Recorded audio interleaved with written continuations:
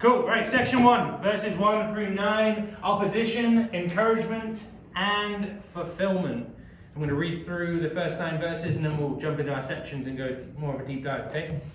So it says, "And it came to pass when Jabin, king of Hazor, had heard these things, that he sent to Jobab, king of Madon, and to the king of Shimron, and to the king of Akshab, and to the kings that were on the north of the mountains and of the plains, south of Chinneroth, and in the valley and in the borders of Dor on the west, and to the Canaanite on the east and on the west, and to the Amorite and the Hittite and the Perizzite and the Jebusite in the mountains." Perizzite?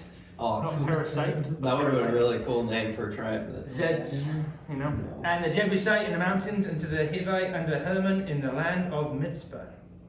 Verse 4, "And they went out, they and all their hosts with them, much people, even as the sand is upon the seashore, in multitude of horses and chariots, very many.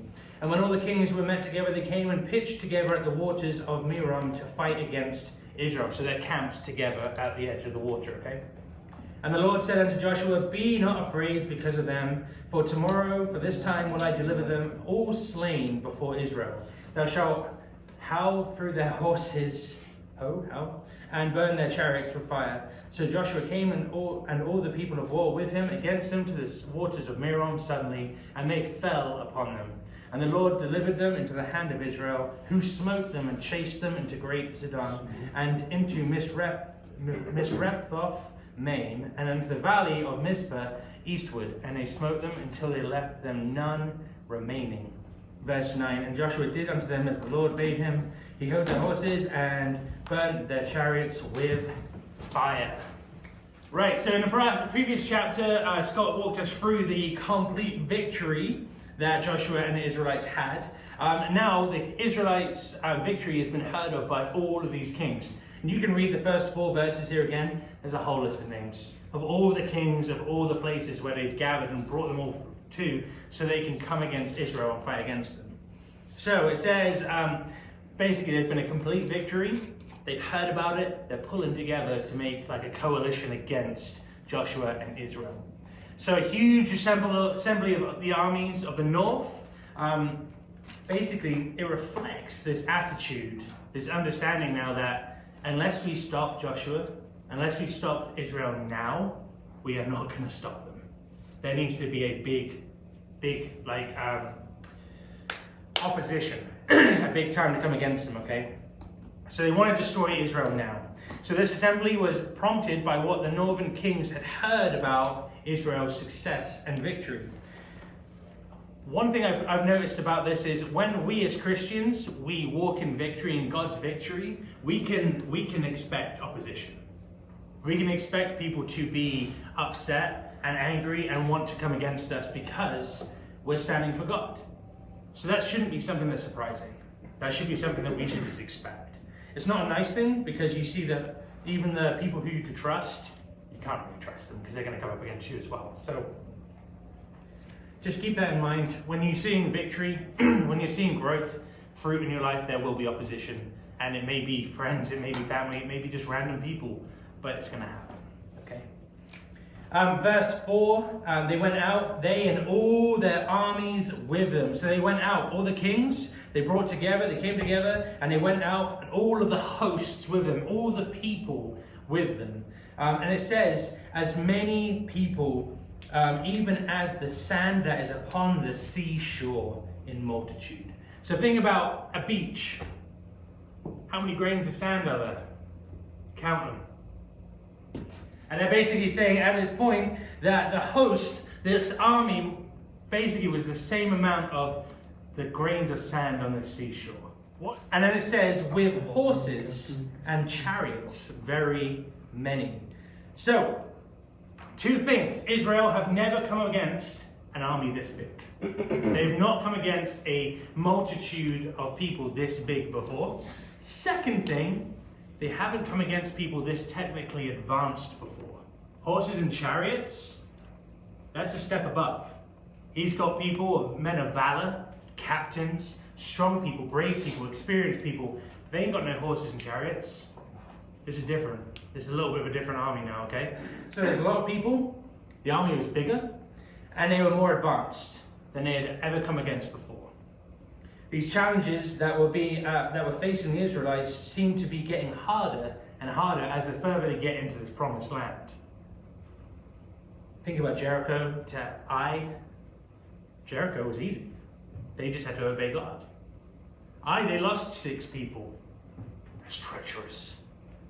Right? It got harder because of that. Ai to the battle of the 7 kings, and now to this battle. Things happened. It got harder and harder and harder. And now they've got this.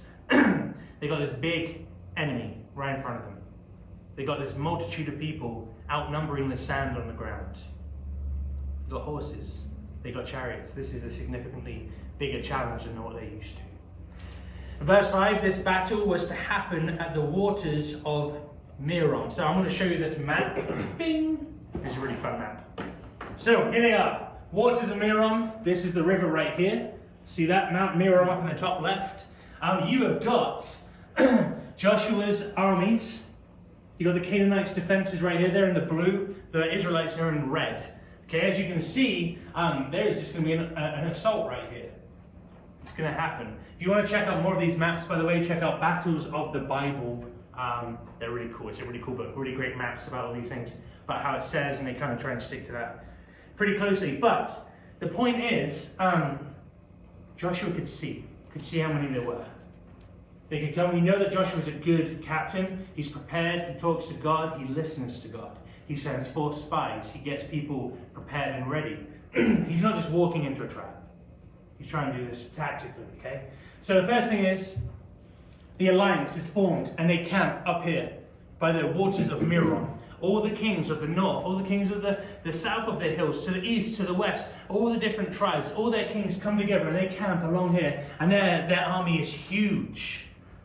There's horses, there's chariots, okay? And then second things, the Hebrews, the Israelites, have no chariots. They seem to be at a disadvantage because of this. Technologically, they are not at the same level. But what do the Israelites have that the others don't have? Go for it. They got God. They got God. And what does that mean? They win. That they win. Because even in loss, there is still victory. Because in loss, you go to heaven, right? We're going to touch on this a little bit later. But Joshua has announced basically that the Hebrews will be victorious through God. They will be victorious, and they will destroy the enemy, the chariots, the horses, all of them, they will be destroyed.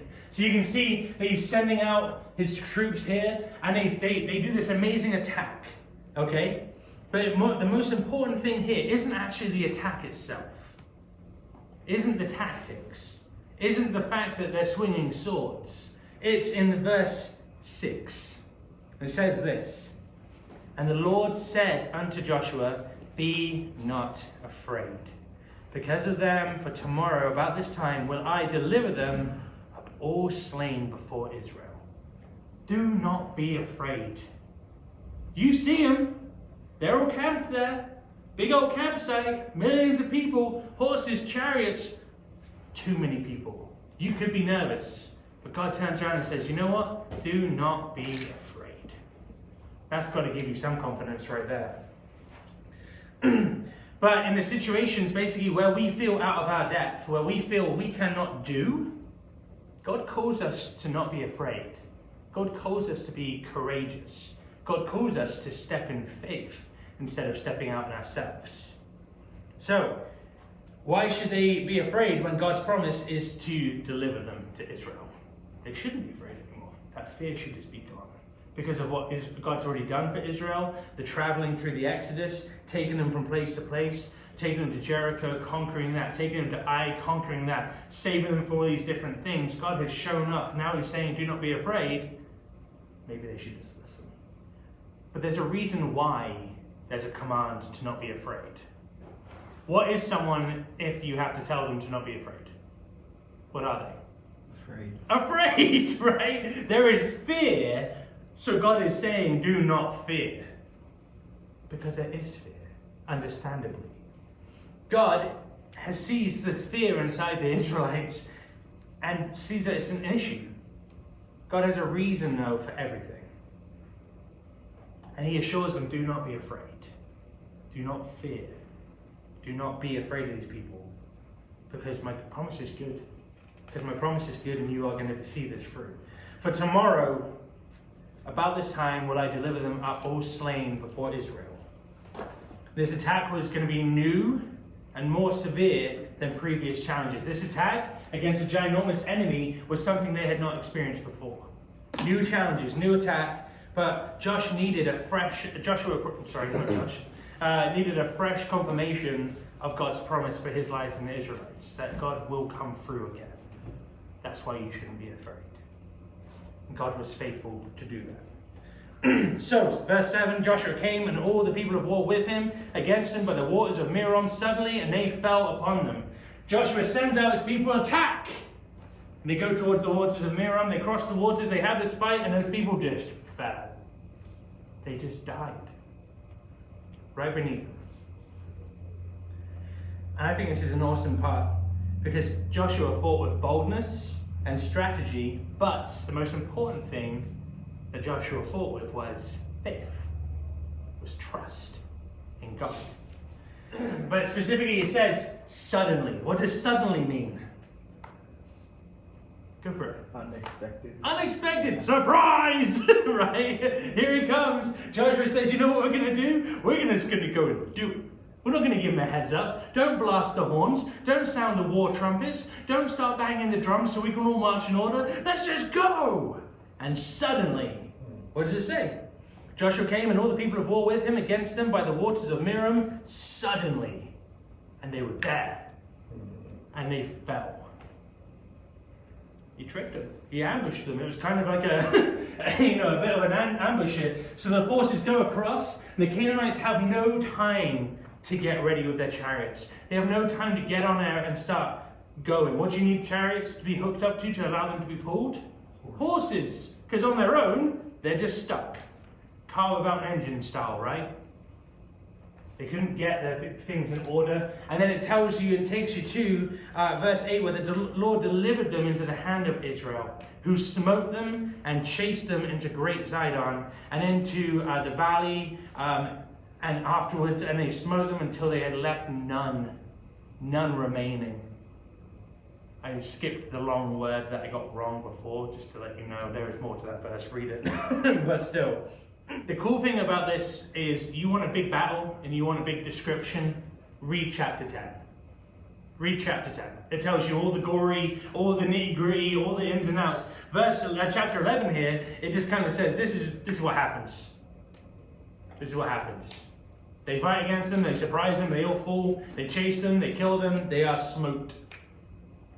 But what we do read in this is God's promises coming true yet again. They battled, they smote them. They chased them, they smote them. They killed them. God was victorious. The takeaway from this is that Joshua fought with obedience, doing exactly what the Lord told him to do, and even the destruction of the Canaanites' weapons, the horses and the chariots, instead of keeping them for his own army. So verse 9 it says, Joshua did unto them as the Lord bade him. He held their horses and burnt their chariots with fire. Typical thing when you're playing a Call of Duty, what do? You get a pistol and you're running around and you're like, boom! I got a guy, sweet. Let's go see what guns he's got because it's going to be better than a pistol, right? Upgrade, sweet! Then you're happy and you keep going along again, right? Joshua could have done that. Joshua could have walked over and thought, this chariot is severely more powerful than my slingshot, or whatever. I want the chariot. But God didn't tell him to do that. He could have easily took it into his own hands and said, I'm going to upgrade my whole army with chariots and horses, and we're going to be the best army in the world. But you know what he'd then be doing? Putting his trust in horses and chariots, not in God. So Joshua did exactly what God asked him to do. He didn't take the weapons to make his army stronger, but instead, he trusted God's promises. He continued to trust. Joshua fought with passion and commitment. He did not let up until God's mission was done. And this is really cool. It takes you to a section in a second where we talk about Hazor. Joshua killing the king of Hazor, the Canaanites' commander. Okay, and basically it's one of these moments where he takes the head off the snake. He kills the commander of the whole thing. How's it going? Did he hang him too? Oh, you'll find out in a second. Okay. All right. It says specifically with the sword, so probably not hanging him. Okay. Okay. Section 2. We've got verses 10 through 15, the defeat of Hazor. Okay. 10 through 15. And Joshua at that time turned back and took Hazor and smote the king thereof with the sword. For Hazor before time was the head of all these kingdoms, and they smote all the souls that were therein with the edge of the sword, utterly destroying them. There was not any left to breathe, and he burnt Hazor with fire.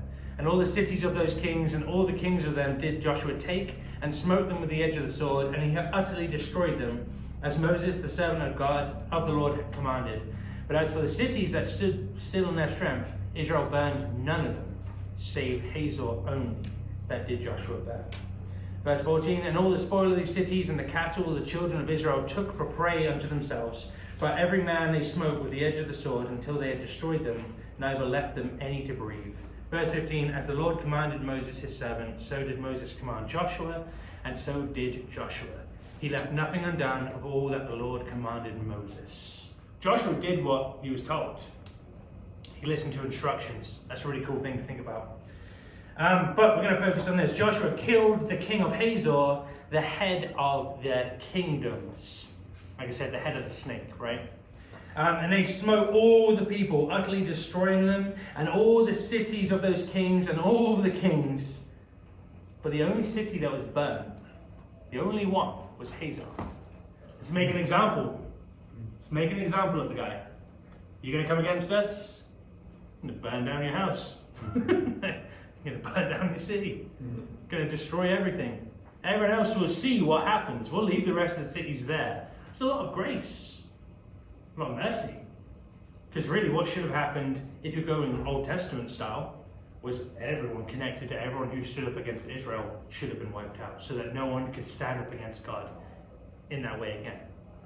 There was grace and mercy that was offered there. But basically this staggering completeness, completion of the destruction shows us the whole amount of God's judgment here. Israel's obedience, the depravity of the Canaanites, the moral corruption, right? Or the wickedness of the Canaanites. And what happens when you go against God? What happens when you stand up against God? Hazor led the opposition alliance against Israel. Joshua took the head off of the snake to stop the rest of the kingdom from thinking they could do this again, go against God again. Verses 14 and 15 tells us that there's no man left alive. All the spoils of the cities, the cattle, the children of Israel took for prey unto themselves, but every man they smote with the edge of the sword until they had destroyed them, neither left any of them to breathe. Guys, in Joshua 6, we talked about a certain word, cherem. Can anyone remember what that was? Cherem? Joshua 6:19 specifically. We talked about what was owed to God. You were allowed to take things for yourself, but what was owed to God in battle. You're allowed to take your own spoils, but certain things had to be given to God. Can anyone remember what that was? No? I'm going to tell you anyway, so it's fine. Cherem was something given over to God, not for humans, but for God, right? It was something that was found out. In this case, it was the silver, it was gold, it was bronze, and iron that were to give to God's treasuries. Okay, so we can check out Joshua 6:19 to have a look at that. And the whole point was God deserved the best.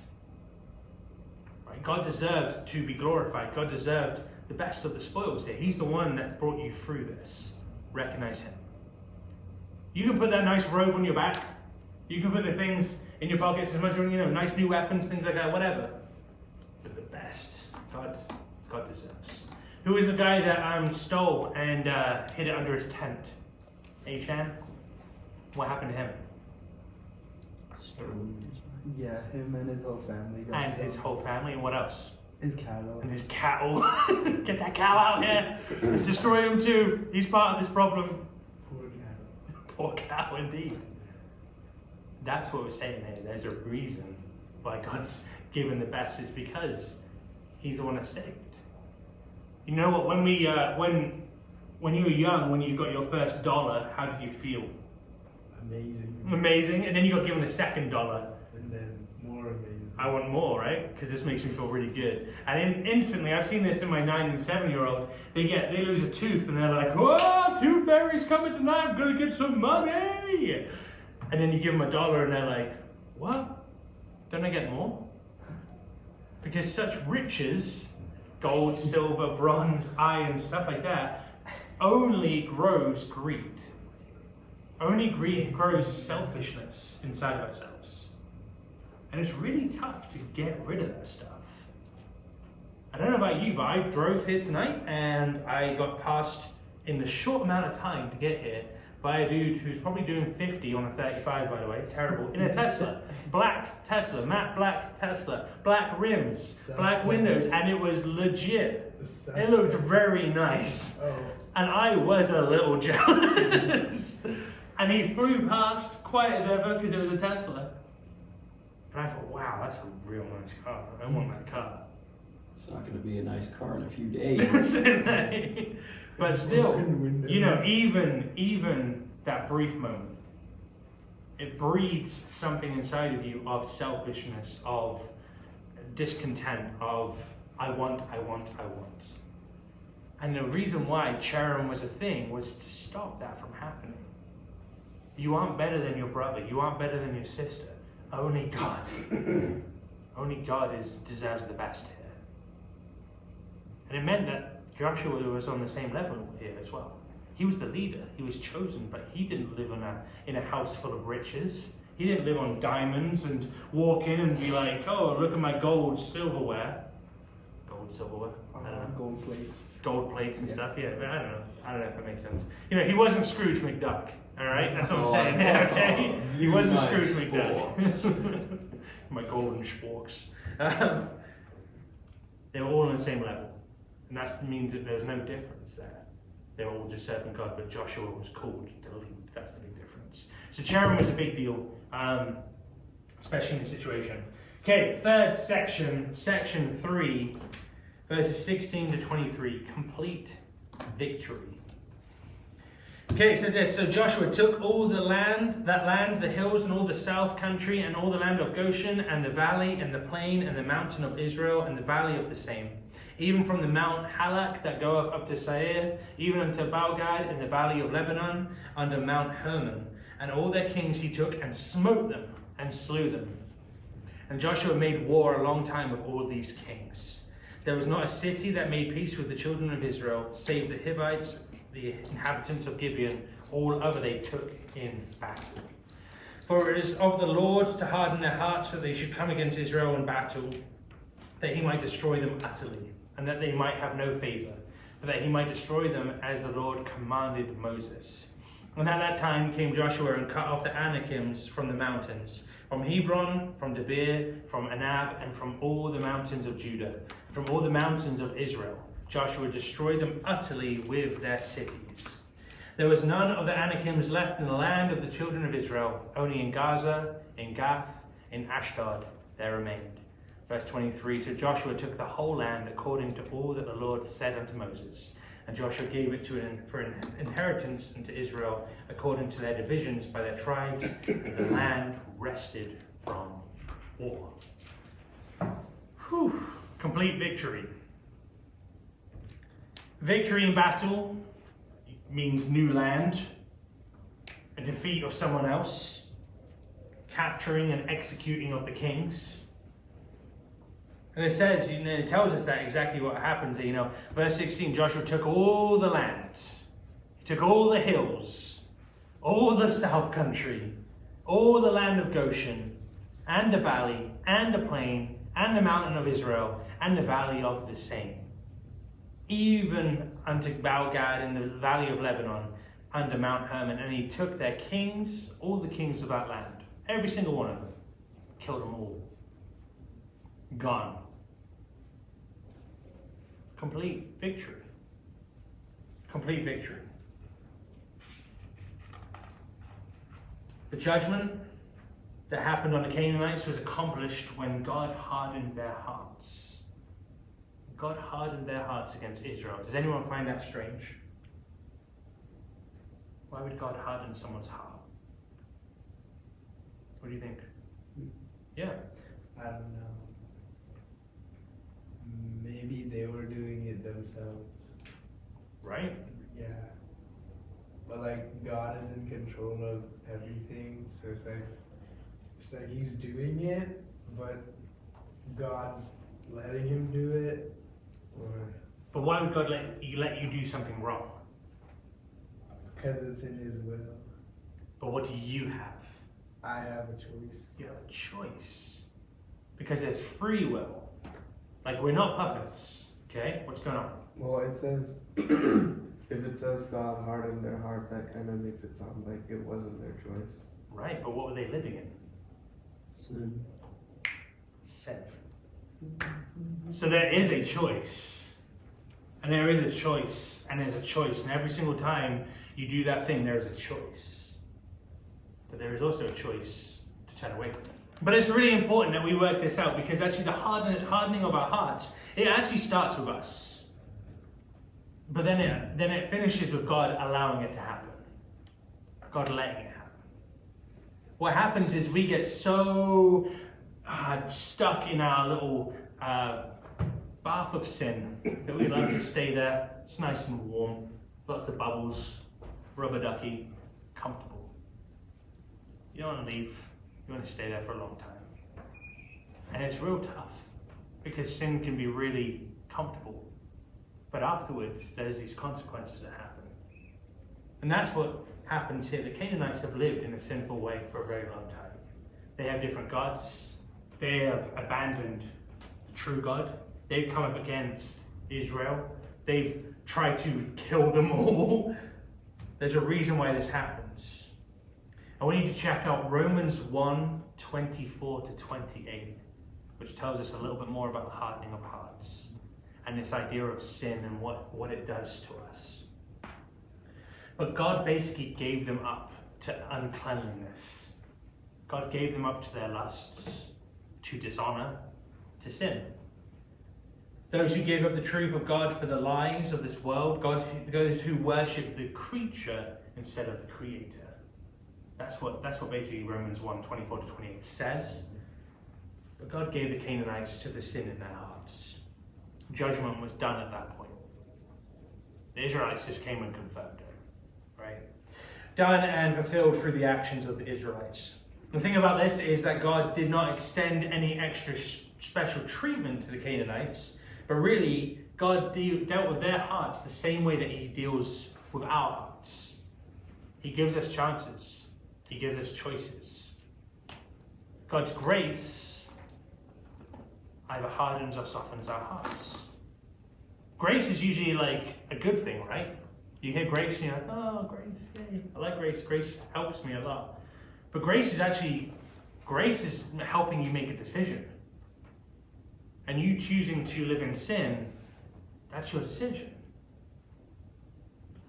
God's gift is grace. Do we accept it or do we reject it? God's gift of Jesus Christ on the cross can save us from our sins. Do we accept it or do we reject it? The Canaanites chose to reject and reject and reject and reject and to fight against. And that's why their hearts were finally hardened. The Canaanites had a choice to turn to God, to see the miraculous events that led the Israelites to the promised land.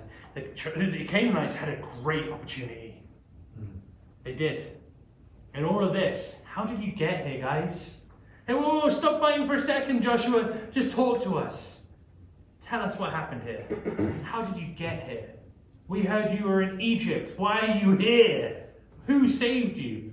40 years walking around in the what? Who saved you? How are you here? The Canaanites had a choice. They chose to go against God. The grace of God provides us with a choice. The Canaanites had a choice. They chose to choose death. Verse 21 and 22, Joshua came and cut off the Anakim from the mountains.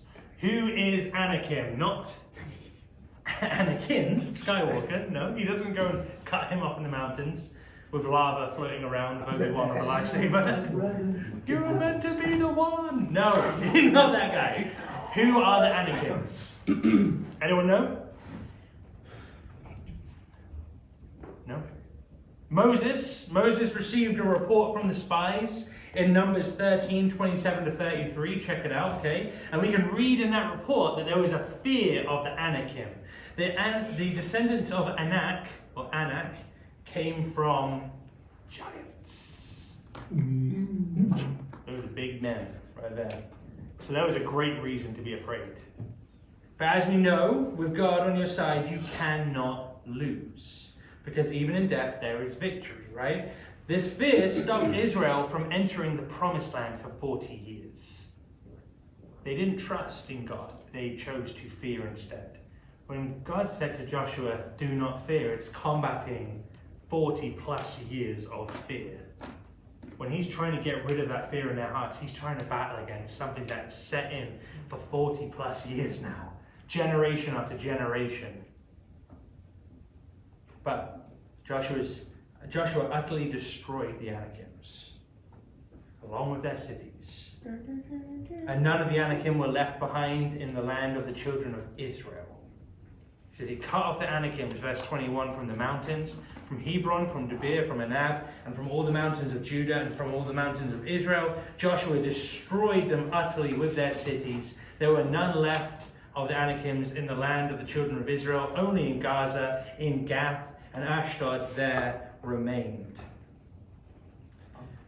The army that Joshua led was blessed by God. The enemies of 40 years ago that were scary, that filled these guys with fear, were no match anymore.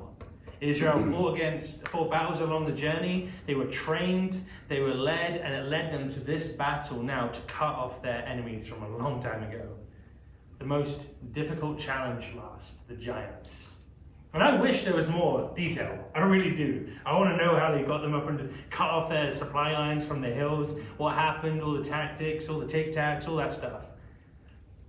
But when Israel refused to enter Canaan out of the fear, Israel would not know that God would guide them back to this big challenge in later life. It took them 40 plus years to do a big long loop through the Exodus to build up their courage to now. God does these things for a reason. God knows how to manage the battles in our lives, but we must allow God to manage those battles. It's not just us doing it, He's on our side. We're on His side. Let's get that straight.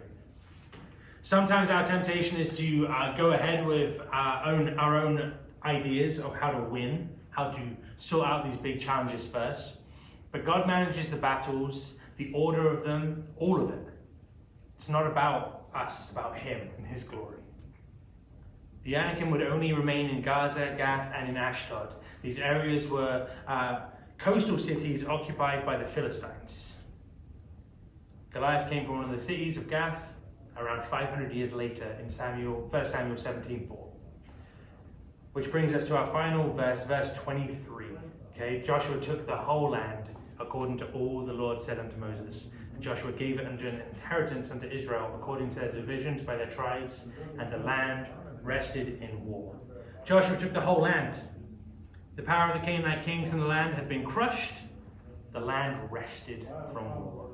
A great finale to a great conquest. A great conquest that brings great cooperation with God.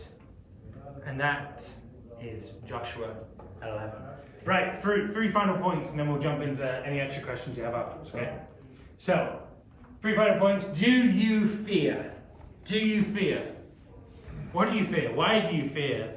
When we know that God is with us, when we have this reminder that even when we're coming against the biggest and the best and the worst, why do we fear? Usually because we feel out of control. Usually because we're not truly trusting. My kids get scared when they're trying to climb something tall because they doubt that I'll catch them.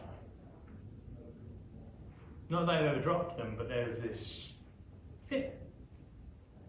I don't know about you guys, but I have things I'm scared of. I have them because they're just kind of crazy. It's not because anything's happened before, but it's because I'm not trusting in God enough. Why do we fear? Are we putting our trust in God? Joshua fought with passion and commitment. How do you live? Joshua listened, was committed to God, had passion, saw the task done. How are we living? We have a choice to follow God or to follow what we want to do. I advise you to follow God. My third point here, are we cooperating with God and His plans?